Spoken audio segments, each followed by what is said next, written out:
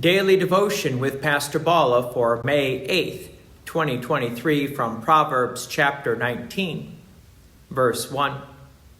Better is a poor person who walks in his integrity than one who is crooked in speech and is a fool. Notice the comparison between the poor and a fool, and the other comparison between those who have integrity versus crooked in speech. Unfortunately, it seems like in today's world that the world would rather follow those of crooked in speech instead of those people who have integrity. The reasoning behind this is that wealth factor.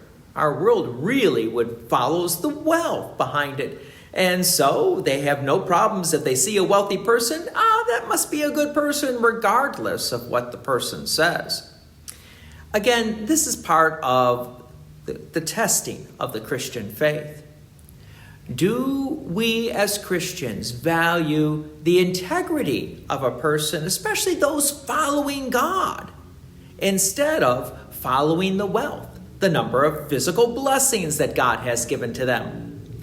Keep in mind, the number of physical blessings has nothing to do with the gift of faith. Verse 2. Desire without knowledge is not good, and whoever makes haste with his feet misses his way.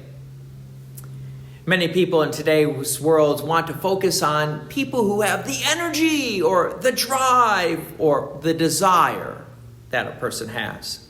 If a person has more energy, they're more than likely to get the better jobs, have more friends, and just be overall successful in today's world. But this proverb states that all that energy, all that drive, all those desires can be a good thing. However, without the gift of faith, it's not a good thing because it's purposely leading you away from God.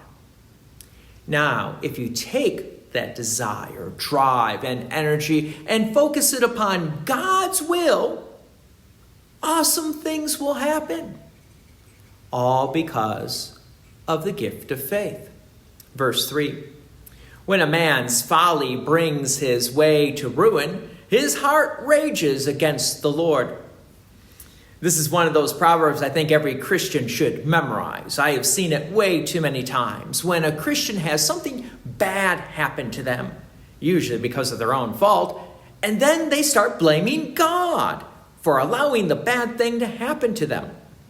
The truth of the matter is, yes, God sometimes does test us, and he really doesn't have to go out of his way to test us. He has the devil who is more than willing to do that testing. We have catastrophe of sin in our own world that also brings about some of this. And we even have our own sinfulness. Yes, God has many instruments, including our own self, to bring about this testing.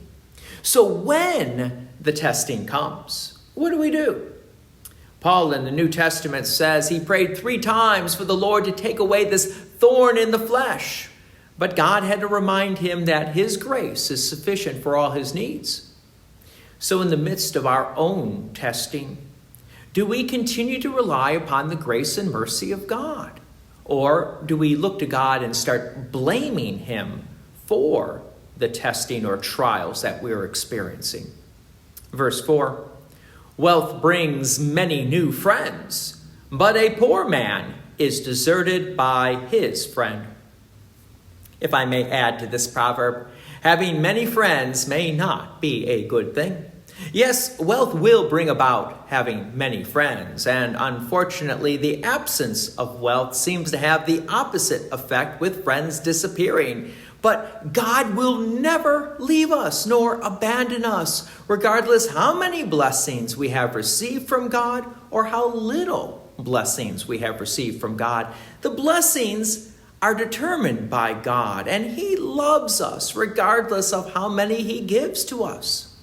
However, we need to point out that many people in today's world do not have the same attitude that God does for us.